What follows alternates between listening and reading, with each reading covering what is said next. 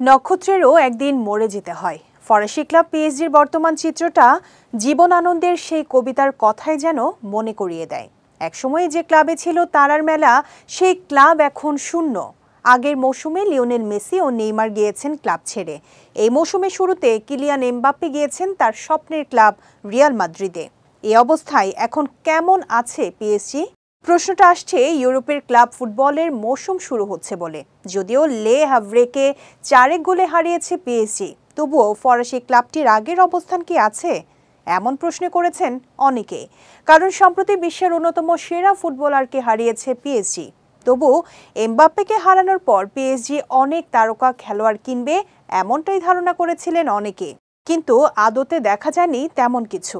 তারকার পেছনে না ছুটে এবার ভারসাম্যপূর্ণ দল গড়ার চেষ্টাই করছে পিএসজি। তবে এখনো একজন ভালো স্ট্রাইকারের খোঁজ শেষ হয়নি তাদের। গুঞ্জন রয়েছে নাপোলির ভিক্তর ওসিমেনকে চায় তারা। এদিকে এমবাপ্পেকে হারালেও উসমান দেমবেলে, ব্রাডলি বারকোলাদের ধরে রেখেছে পিএসজি।